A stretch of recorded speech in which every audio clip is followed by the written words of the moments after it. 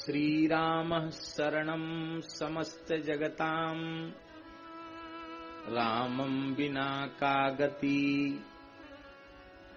रामेण प्रतिहन्यते कलिमलम् रामाय कार्यं नमः। रामात् तृष्यति कालभीमभुजगो रामस्य सर्वं वशे। रामे भक्तिरखण्डिता भवतु मे रामत्वमेवाश्रयः। इसमें प्रथमा से लेके सप्तमी और संबोधन तक श्री राम शब्द का बड़ा सुंदर प्रयोग महर्षि व्यास ने किया है।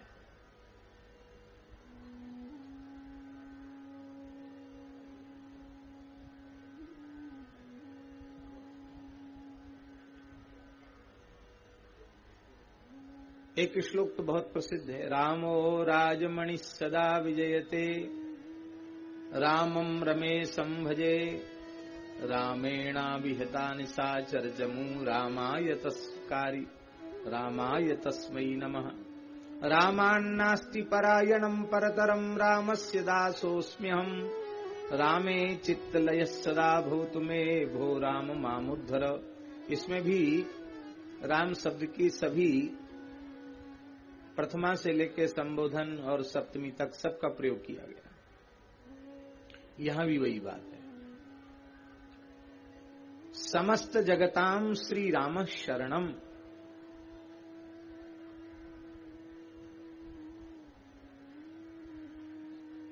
भगवान श्री राम संपूर्ण जगत के शरण हैं। शरण का अर्थ है आश्रयदाता हैं, रक्षक हैं।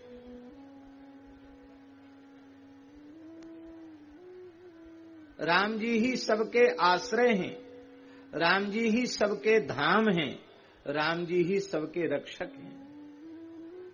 क्योंकि शरणम गृह रक्षित्रोह, शरण शब्द के कोशलब्ध अर्थ दो हैं, एक घर अर्थ है, एक रक्षक अर्थ है।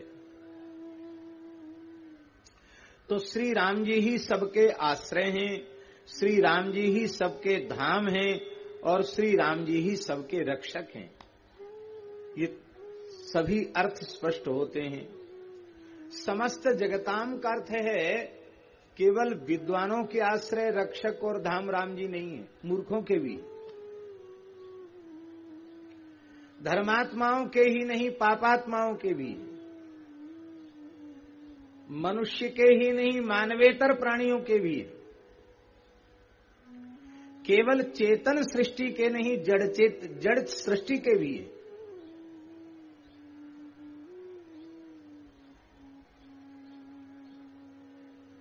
श्रीमंतों के भी आश्रय वही हैं और बराकों के भी आश्रय वही हैं,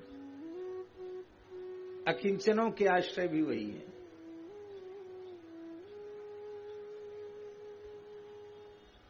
मान लो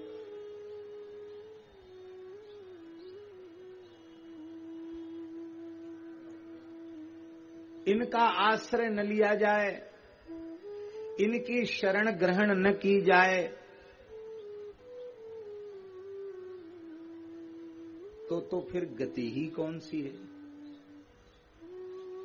इनकी शरण के बिना, इनके आश्रय के बिना, इनके धाम के बिना जीव की कोई गति नहीं। यहां ध्यान दें, रामम बिना का गति, गति ही गति द्विवचन का प्रयोग है। इसका तात्पर्य है कि अर्चिरादि मार्ग से जाने वाले ज्ञानियों के, भगवत भक्तों के आश्रय भी राम जी हैं, उनको भी गति देने वाले, मोक्ष देने वाले, सालोक्य, सारूप्य, सामीप्य, सार्ष्टि, ऐकत्व आदि समस्त मोक्षों को देने वाले राम जी ही हैं। क्योंकि अर्चरादि मार्ग से गमन करने वाला साधक ही मोक्ष लाभ प्राप्त करता है, ऐसा हमारे शास्त्र कहते हैं। और जो कर्म मार्ग का आश्रय ले रहे हैं, धूम्र मार्ग का आश्रय लेने वाले हैं, उनका भी आश्रय राम जी हैं, उनकी भी गति राम जी है। कर्मकांड में भी राम जी के बिना कोई गति नहीं है। उनके स्मरण से ही कृत्य आरंभ होता है और उनके स्मरण में ही कृत्य संपन्न होता है। रामाय नमः, रामभद्राय नमः, रामचंद्राय नमः, भरताग्रजाय नमः, यही से आचमन होता है। और यह स्मरेत पुंडरीकाक्षम सबाह्याभ्यंतर शुचि, पुंडरीकाक्ष जो श्री राम है, कर्णांत दीर्घ नयनम नयनाभिरामम, ऐसे जो श्री राम जी हैं उनके स्मरण से ही शुद्धिकरण होता है।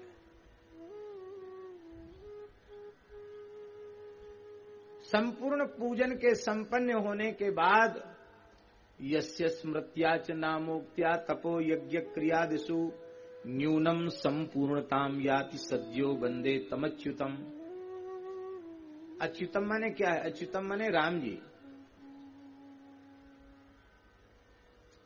अच्युत माने गिरा हुआ, और अच्युत माने जो न कभी पहले गिरा और न आगे कभी गिरेगा, उसको अच्युत कहते हैं। राम जी धर्म सदाचार से पहले भी कभी च्युत नहीं हुए और पूरे अपने अवतार काल में कभी अपने धर्म सदाचार सत्य से च्युत नहीं हुए। इसलिए सही अर्थों में श्री राम जी अच्युत हैं और श्री राम जी के स्मरण से ही कर्म मार्ग पूर्ण होता है, संपन्न होता है। इसलिए महाराज जी सबकी गति श्री राम जी है।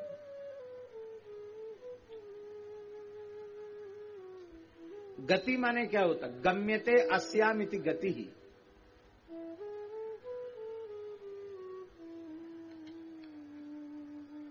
जिस पर गमन किया जाए उसको गति कहते हैं। शुक्ल कृष्णे गति येते जगत शाश्वते मते, गीता जी में कहा है। अथवा गति का अर्थ ज्ञान भी है। गति का अर्थ ज्ञान भी है। गम्यते ज्ञायते अनया इति गति। गंधरी गतौ तो है ही है, ज्ञानार्थक भी है। इसका अर्थ है आपने संसार की सब बात जानी पर राम जी को नहीं जाना तो आपने कुछ नहीं जाना। और आपको संसार की किसी भी वस्तु का, किसी भी विद्या का, कला का, गुण का बोध नहीं है, पर आपने राम जी को जान लिया तो आपने सबको जान लिया। यस्मिन विज्ञाते सर्वमिदं विज्ञातम भवति, वेद में लिखा है, उपनिषद में लिखा है। जिन श्री राम के ज्ञान से सबका ज्ञान हो जाता है। इसलिए गम्यते ज्ञायते अनया इति गति ही। ये जब व्युत्पत्ति करेंगे तब संपूर्ण ज्ञान का आश्रय भी राम जी है। कवितावली रामायण में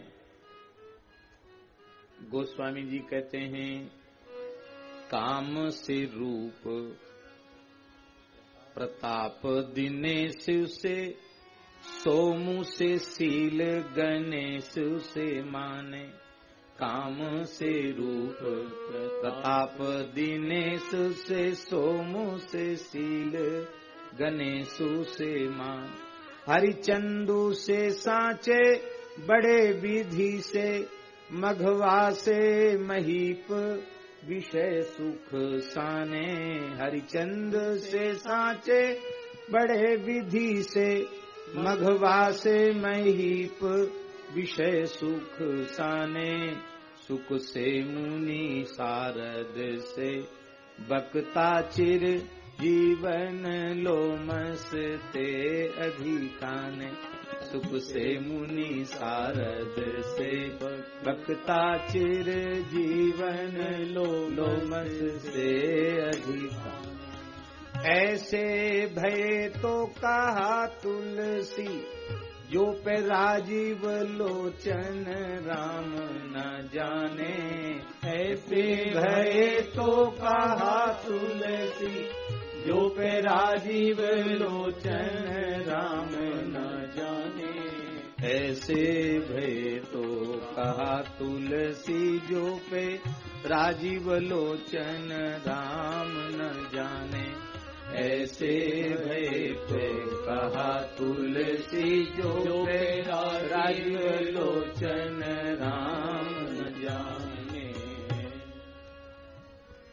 कामदेव के जैसा रूप है, सूर्य के जैसा प्रताप है, चंद्रमा के जैसी शीतलता है, गणेश जी की जैसी प्रथम पूज्यता है, हरिश्चंद्र के जैसी सत्यवादिता है, विधाता के जैसा बड़प्पन है और इंद्र के जैसा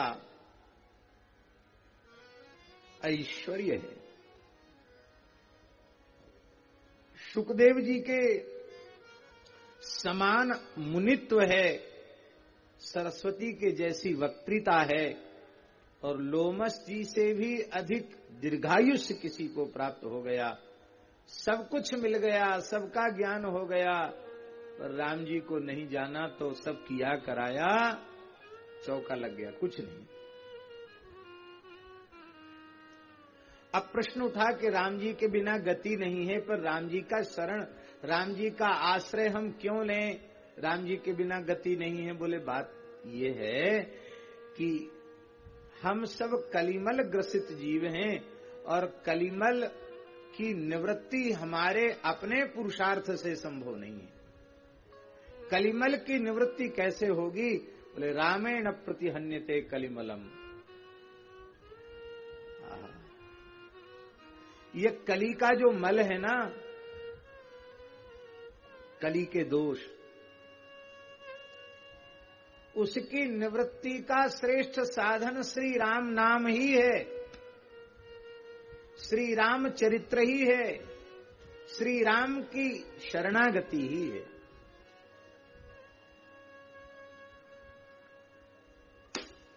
कलयुग बड़ा कठिन है महाराज, बहुत कठिन। भागवत महात्मा में तो लिखा है कली दावानले नाद्य साधनम भस्मतांगतम। कली के दावानल से सारे साधन भस्म हो गए, कुछ बचा नहीं। ऐसे कराल कलिकाल में भी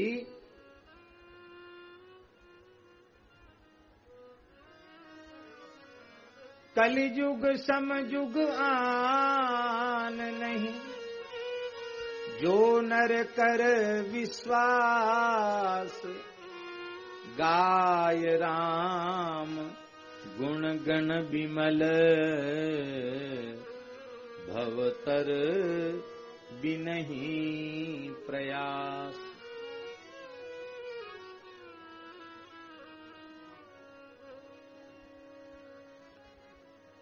नहीं कली करम न भगति विवेकु, नहीं कली करम न विवेकु, राम नाम अवलंबन एकु, राम नाम अवलंबन एकु।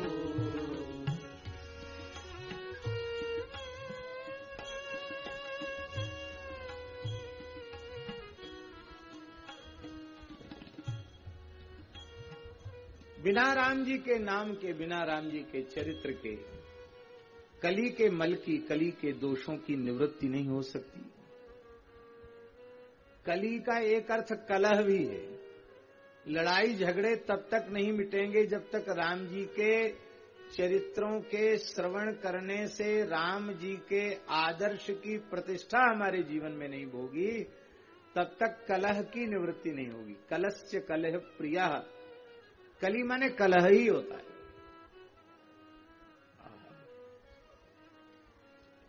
रामाय कार्यम नमः।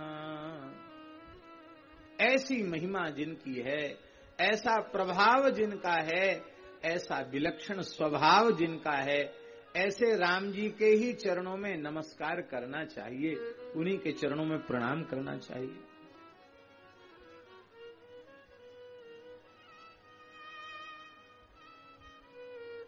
और जहां कहीं हम प्रणाम करते हैं वो राम जी को ही प्रणाम करते हैं।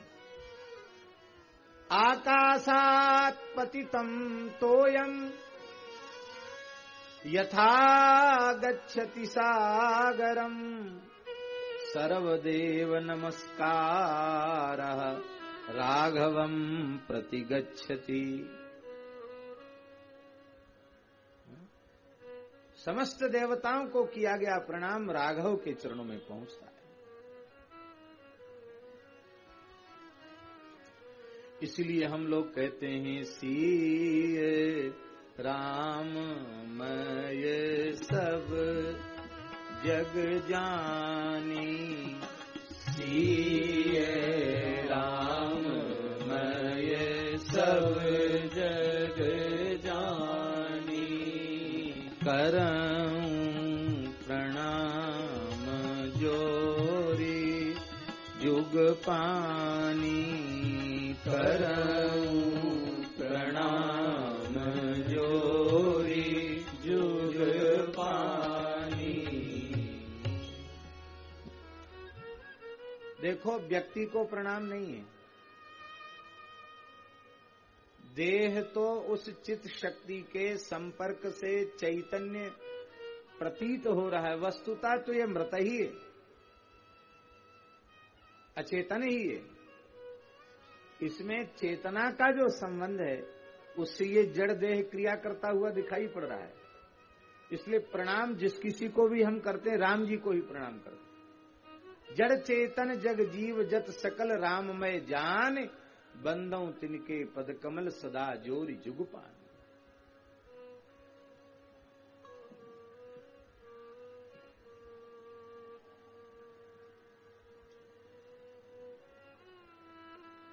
बहुत से लोग ऐसे होते हैं, उनको आप प्रणाम कीजिए,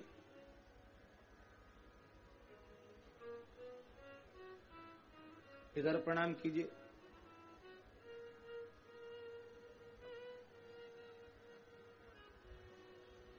अब किसी ध्यान में हो, कहीं दूसरी परिस्थिति में, वो बात अलग है, लेकिन वो सबका प्रणाम भी नहीं लेना चाहते।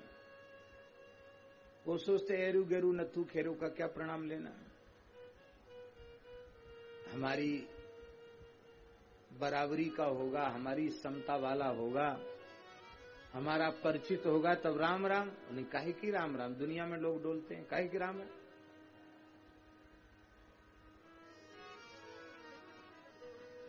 बहुत से लोग आपके द्वारा उनका कोई स्वार्थ होगा तो आपका प्रणाम लेंगे, आप उनके किसी मतलब के नहीं तो आप नाक रगड़ते रहो, देखेंगे नहीं आपकी तरफ। पर हमारे श्री रघुनाथ जी ऐसे नहीं। कैसे हैं?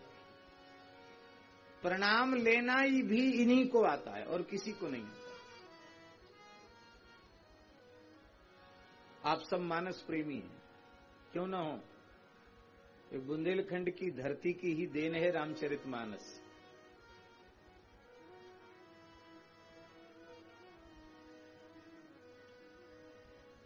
पहले तो बुंदेलखंड के गांव गांव में मानस सम्मेलन बहुत होते थे, अब पता नहीं होते हैं कि नहीं होते हैं, अब कम होते होंगे, लेकिन पहले खूब होते थे। और यहां के श्रोता भी बड़े विज्ञ होते थे, रामचरितमानस के बड़े रहस्यों के ज्ञाता होते थे यहां के श्रोता।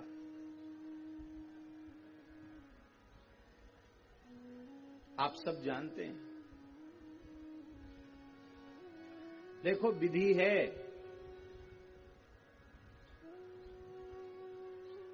राजा को, गुरु को और वैद्य को खाली हाथ प्रणाम नहीं करना चाहिए। रिक्त पाणिम न पश्येत राजानम भिषजम गुरुम। राजा, वैद्य और गुरु, इन तीन को खाली हाथ प्रणाम नहीं करना। आपके पास कुछ नहीं है, एक दूर्वा रख दो, एक पुष्प रख दो, एक पत्ता रख दो, खाली हाथ प्रणाम नहीं।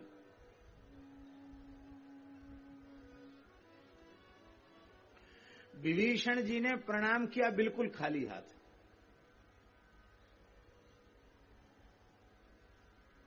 सोने की लंका थी, 1 तोला सोना ले आते,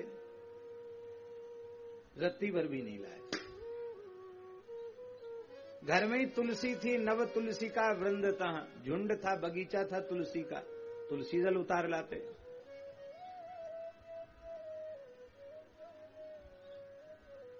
पुष्प ले आते, पुष्प वाटिका थी, चलो कोई बात नहीं, जल्दी जल्दी में आए, न सोना लाए, न तुलसी लाए, न फूल लाए। अरे समुद्र की एक अंजलि भर के ही चढ़ा दी होती है? क्योंकि पत्रम पुष्पम फलम तोयम यो में भक्त्या प्रयच्छति तदहम भक्ति उपरतम अश्नामी प्रयतात्मना, एक चुल्लू जल ही चढ़ा देते।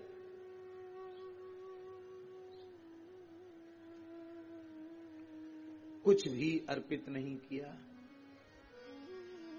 और राम जी के बारे में तो तीनों संबंध हैं।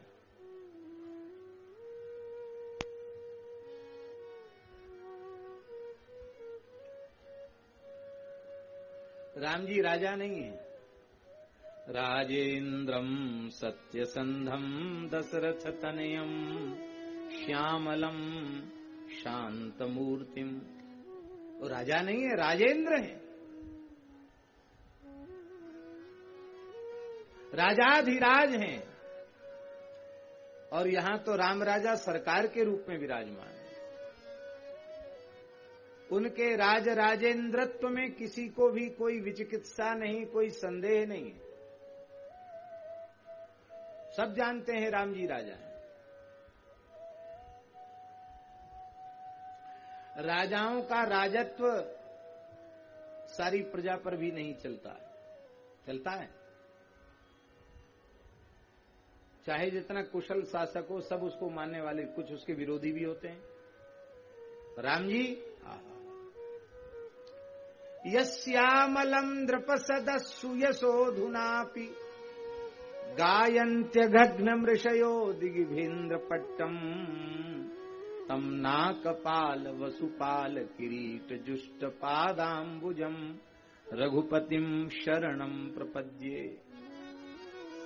जिन श्री राम जी का निर्मल चरित्र यश आज भी राजाओं की सभाओं में बड़े बड़े ऋषि महर्षियों के द्वारा गाया जा रहा है।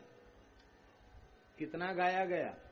बोले इतना गाया गया कि काले काले गजेंद्रों के मस्तक रामचरित्र की उज्ज्वलता से उज्ज्वल हो गए।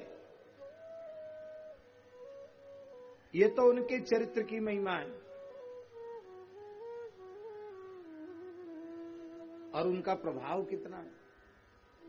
जिस चरण चौकी पर रघुनाथ जी अपने चरण पधराते हैं ना, तम नाकपाल वसुपाल किरीट जुष्ट, उस चरण चौकी पर बड़े बड़े इंद्र कुबेर वरुण आदि अपने किरीट का स्पर्श कराते हैं, अपने मुकुट किरीट के सहित उनकी चरण चौकी को प्रणाम करते हैं। ये हमारे राम जी है।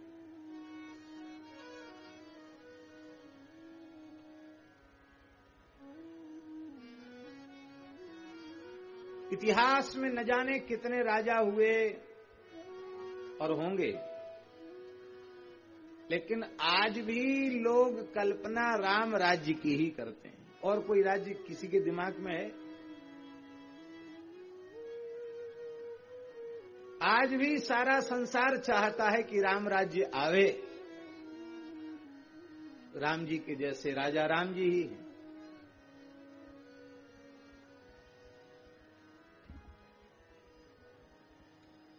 राम जी राजा भी हैं। और नमामि रामम भवरोग वैद्यम, राम जी भवरोग वैद्य हैं, इसलिए वैद्य। राजानम भिषजम, राम जी भवरोग वैद्य भी हैं, इसलिए भी राम जी के खाली हाथ प्रणाम नहीं करना चाहिए। और गुरु हैं, जगत गुरुम च शाश्वतम तुरीयमेव केवलम। राम जी शाश्वत जगत गुरु हैं।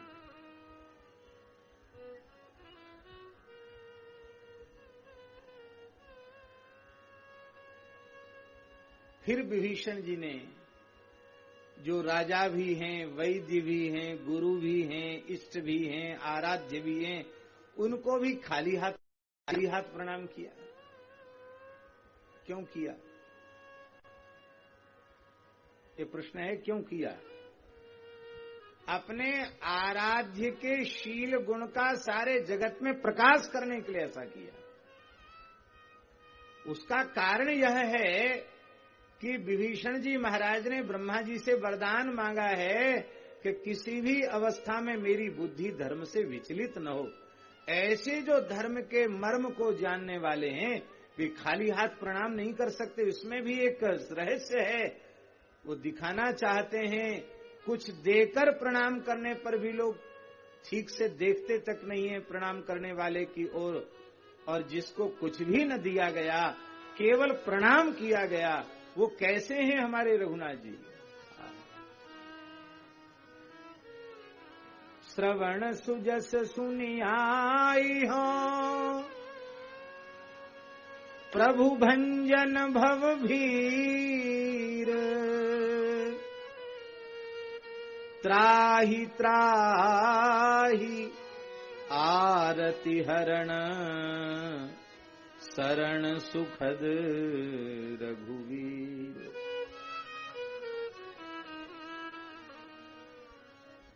श्रवण सुजस सुनि आई हो, प्रभु भंजन भव भीर, त्राहि त्राहि आरति हरण, शरण सुखद रघुवीर। बस इतना कहकर प्रणाम किया।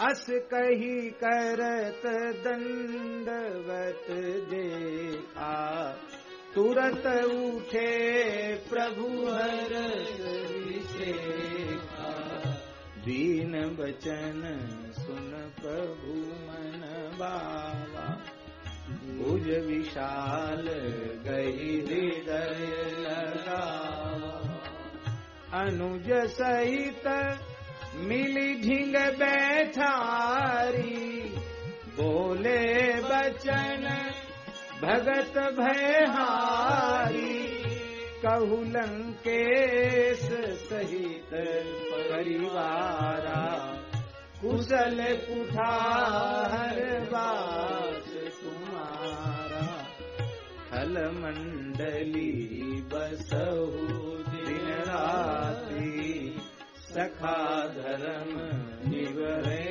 की भांति। ऐसा व्यवहार करने वाला दुनिया में कोई देखा सुना आपने? राम जी के जैसा। इसलिए राम जी को ही प्रणाम करना चाहिए, क्योंकि राम जी ही प्रणाम ठीक से लेना जानते हैं, और लोग प्रणाम लेना नहीं जानते, प्रणाम करना भी नहीं आता और प्रणाम लेना भी नहीं आता।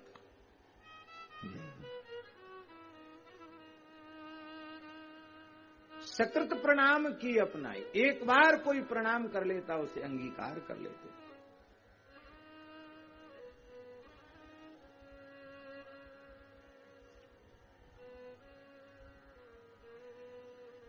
ये काल रूपी सर्प किसी से डरता नहीं है। ये काल रूपी सर्प केवल डरता है तो केवल राम जी से डरता है और किसी से नहीं डरता। रामात्रश्यति काल भीम भुजगो, ये काल भीम भुजग राम जी से ही डरता है।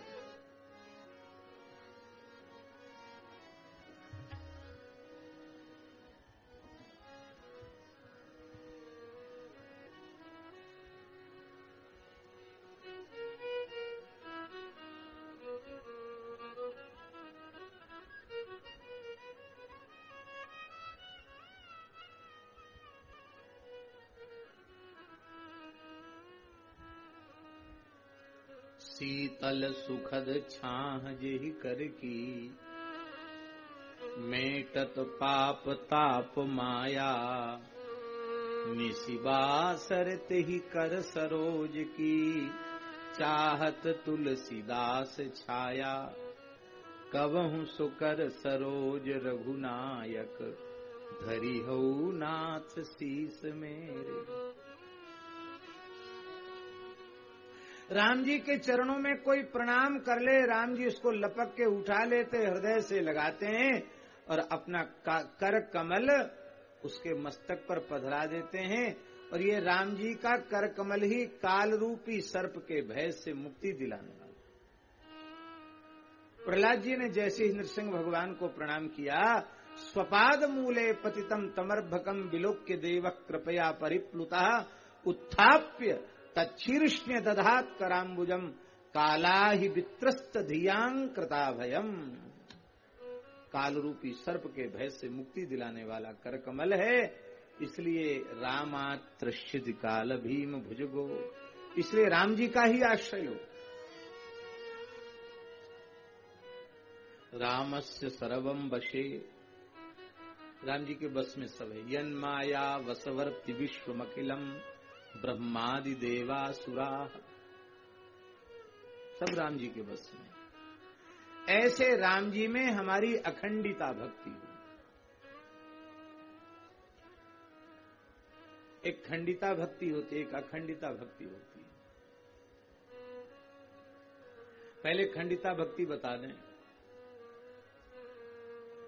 खंडिता भक्ति है नई भक्ति 9 दिन और खेचा तानी 10 दिन। ये खंडिता भक्ति का लक्षण। 5-7 दिन कथा सुने। एक तिलक लगाने वाले महान भाव यहां हैं, वो घोर के चंदन में एक सांचा रखते हैं, फट से छाप लगा देते हैं। बढ़िया काम करते हैं, अच्छा है, सबको लगाना चाहिए तिलक। पहली बार हम आए तो हम यही सोचे कि वाह भाई वाह, धन्य है, इतना सुंदर शहर है टीकमगढ़, सब तिलक लगाते हैं, बहुत अच्छी बात है, क्यों ना हो। राम राजा सरकार की प्रजा है, तिलक तो लगानी चाहिए। लेकिन इस रहस्य का ज्ञान पीछे हुआ कि ये हमेशा नहीं लगाते, तो आज ही आज लगा के दिखाई पड़ रहे हैं। और वो भी अपने घर से लगा के नहीं चले हैं, एक महानुभाव मुहर लगाने वाले हैं, वो फट से लगा देते हैं।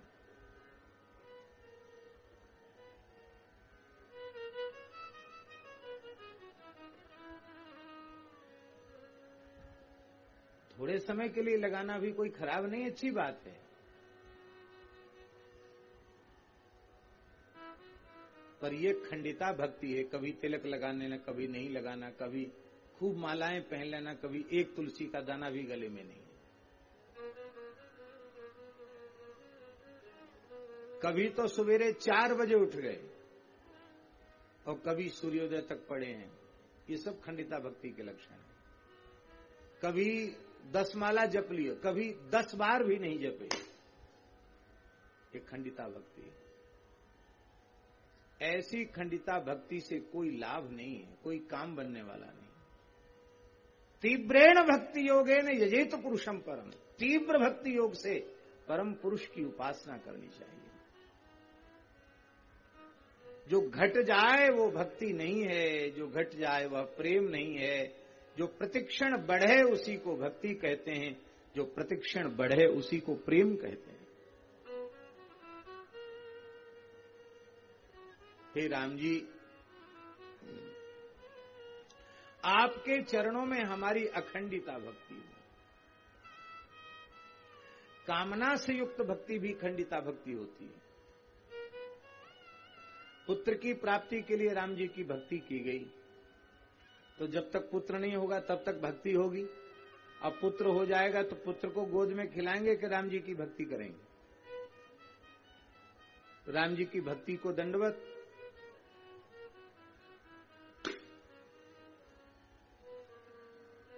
कामना की पूर्ति के बाद भक्ति शिथिल हो जाएगी, वो खंडिता हो जाएगी। निष्काम जो भक्ति है वो अखंडिता भक्ति है। हे राम, आपके चरणों में हमारी अखंडिता भक्ति हो। अखंडिता भक्ति कैसी? बोले गंगा जी की धारा के समान। आप लोग गंगोत्री गए हैं,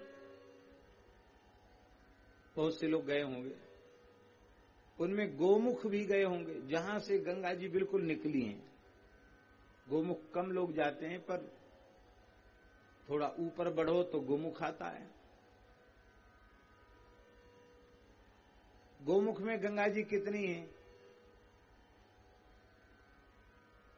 जितनी ऋषिकेश में या प्रयाग में दिखती उतनी बड़ी हैं, इतनी सी हैं गंगा जी। आप छलांग लगा के पार जा सकते हैं। अब उसके बाद बीच में कितने बड़े बड़े पहाड़ हैं, सारे पर्वतों को चकनाचूर करती हुई अपना रास्ता बनाते हुए गंगा जी चली हैं, और कहीं भी घटी नहीं है। बढ़ते बढ़ते बढ़ते बढ़ते बढ़ते बढ़ते इतनी बढ़ी है गंगा जी कि जब हम पहली बार गंगा सागर गए, कलकत्ता की खाक चौक से पहली यात्रा थी, उस पहली यात्रा में जब गंगा सागर गए तो गंगा जी का पाठ, जहां के आगे फिर जाना था, आखिरी गंगा जी का पाठ, वहां गए तो हमको लगा क्या समुद्र आ गया। तो जो महानुभाव साथ गए थे उनसे हमने कहा क्या समुद्र आ गया? बोले महाराज जी समुद्र नहीं आया है, ये गंगा जी है। गंगा जी है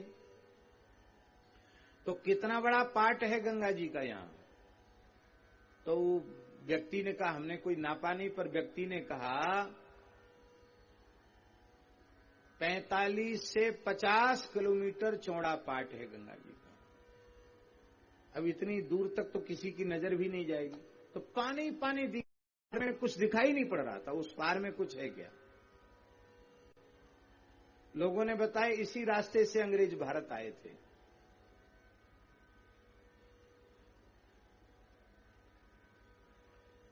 बताओ, जो गंगा जी वहां इतनी सी थी गोमुख में, वो सागर के निकट पहुंचते पहुंचते कितनी बड़ी हो गई। और जब गंगा सागर में मिल गई, गंगा सागर हो गई, तब वहां जाने के बाद आप किसी से भी पूछो कि इनमें गंगा जी कौन सी है और सागर कौन सा, कोई नहीं बताएगा। कहेंगे न इनमें गंगा जी न इनमें सागर, ये दोनों मिलके गंगा सागर हैं। गंगा ही सागर है, सागर ही गंगा है, दोनों एक हो गए। ऐसे ही हमारी भक्ति आरंभ में कम हो, पर बढ़ते बढ़ते वो गंगा जी के जैसी बढ़ती चली जाए, सारे विक्षेपकों को, विघ्नों को ध्वस्त करती हुई चली जाए। और वहां श्री राम सिंधु में पहुंचने के बाद ये निर्णय कर पाना कठिन हो जाए, इनमें समुद्र कौन है और गंगा कौन है। ऐसी भक्ति हो जाए कि निर्णय कर पाना कठिन हो जाए, इनमें भगवान कौन है और इनमें भक्त कौन है। भक्त और भगवान मिलकर एकाकार हो जाए।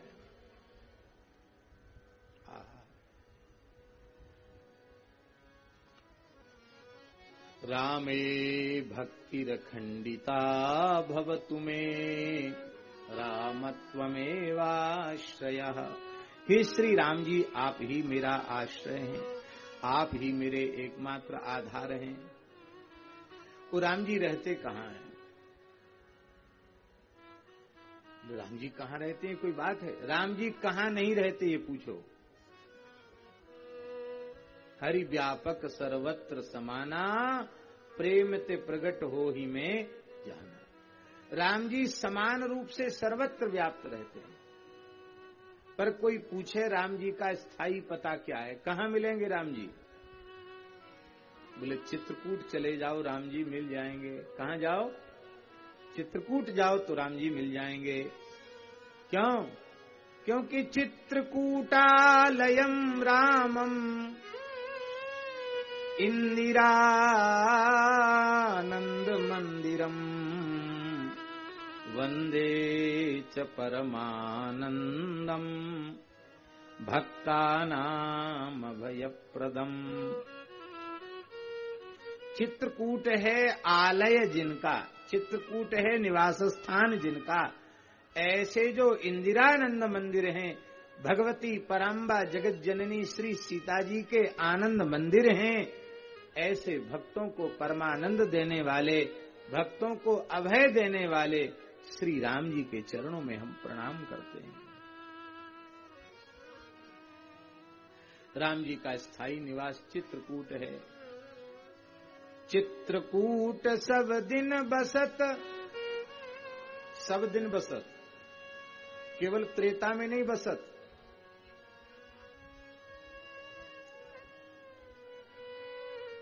प्रथम चतुर्युगी के सतयुग से लेके अब तक बसत और आगे भी बसत। न कहीं भूतकालिक क्रिया का प्रयोग है, क्रियापद का प्रयोग है, न भविष्यकाल, बसत वर्तमान कालिक। निरंतर राम जी चित्रकूट में रहते हैं। चित्रकूट सब दिन बसत प्रभु सिय अनुज समेत, राम नाम जप जाप कहीं तुलसी अभिमत दे। आज भी चित्रकूट में नियम पूर्वक राम नाम का जप करते हुए 6 महीने कोई निवास करे तो निश्चित श्री राम जी की अनुभूति उसे प्राप्त हो जाती है।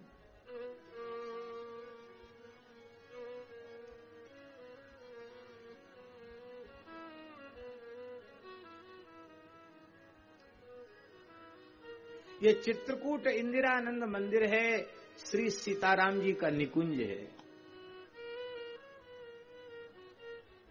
यहां किशोरी जी के साथ बड़ी मधुर लीलाएं सरकार करते हैं। हमारे यहां तो महाराज जी वर्णन है कि 999 रास राम जी ने चित्रकूट में किए। कितने महाराज किए? कितने किए? 999। 1000 में महाराज के पहले राम जी किशोरी जी का श्रृंगार कर रहे थे और उस रास में इंद्र के पुत्र जयंत की पत्नी सम्मिलित होने जाती थी, दर्शन करने जाती थी। इंद्र के पुत्र जयंत को पता चला तो उसने बड़ी डांट फटकार अपनी पत्नी को लगाई और बोली, रास देखने जाती है, मैं पहले जाकर अनुभव करूंगा कि वो है कौन। जैसे तू परमात्मा बताती है दशरथ का पुत्र है और योग्य भी नहीं है, योग्य होता तो क्यों राज्याधिकार से वंचित कर दिया जाता। भटक रहा है जंगल में,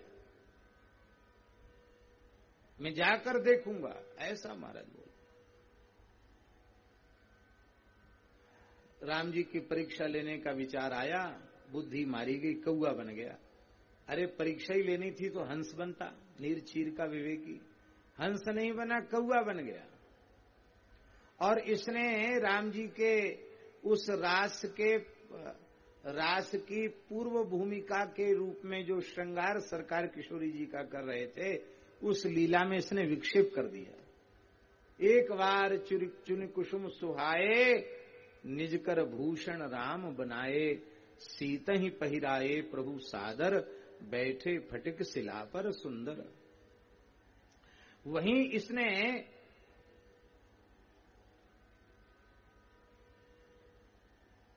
श्री किशोरी जी को क्षत विक्षत किया है, तिरस्कृत किया है, और कथा आप सब जानते हैं। इसलिए महाराज जी ये राम जी की नित्य विहारस चली। सरकार ने कहा कोई बात नहीं, ये 1000 माह रास में तुमने विक्षेप कर दिया तो अभी ये यहीं बंद कर देते हैं। अब इस रास को हम कृष्णावतार में पूर्ण करेंगे। तो वही रास कृष्णावतार में महारास के रूप में ठाकुर जी ने पूर्ण किया। लोगों के मन में प्राय है कि रास तो हमारे वृंदावन के ठाकुर जी ही करते हैं, अयोध्यानाथ राम जी रास नहीं करते। राम जी के भी रास का वर्णन हनुमत संहिता आदि अनेक ग्रंथों में है। हनुमत संहिता में तो हनुमान जी ही रास का वर्णन कर रहे हैं।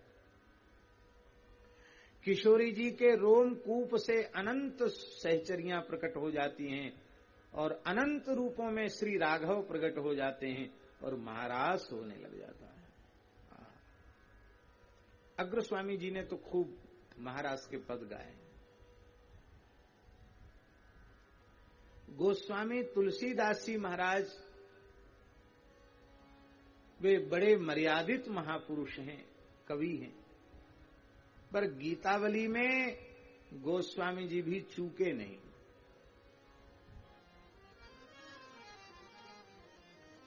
गीतावली में गोस्वामी जी ने भी राम जी के रास का संकेत किया है। वीर चित ताहाँ पर्णसाल, अति विचित्र लखन लाल, निवसत जहाँ नीत कृपालो, राम जानकी। निज कर राजीव नयन पल्लव दल रचित शयन निज राजीव नयन रचित शयन प्यास परस्पर पीयूष प्रेम पान की प्यास परस्पर पीयूष प्रेम पान की सिय अंग लिखे धातु राग सुमन भूषण विभाग सिय लिखे धातु राग सुमन भूषण विभाग तिलक करनी का कहो कला निधान की। किशोरी जी के ललाट पर तिलक की तो ऐसी रचना की है कि गोस्वामी जी तो कला निधान की कला को हम कहाँ तक कहें। निधान की माधुरी विलास हास गावत जस तुलसीदास माधुरी विलास हास गावत जस तुलसीदास बसत हृदय जोरी प्रिय परम प्राण की बसती हृदय जोरी प्रिय परम। ये लीला कौन देख रहा है? चितवत मुनि गण चकोर बैठे निज ठोर ठोर। चितवत मुनि गण चकोर बैठे निज ठोर ठोर। अक्षय अकलंक शरद चंद चंदनी अक्षय अकलंक चंद चंदनी। ये अक्षय अकलंक शरद पूर्ण चंद्र श्री राघव हैं और उनकी चंद्रिका चांदनी श्री किशोरी जी। उदित सदा बन आकाश मुदित बदत तुलसीदास। उदित सदा बन आकाश मुदित बदत तुलसीदास। जय जय रघुनंदन जय जनक नंदनी। जय जय रघुनंदन जय जनक नंदनी। जय जय रघुनंदन जय जनक नंदनी। जय जय रघुनंदन जय जनक नंदनी।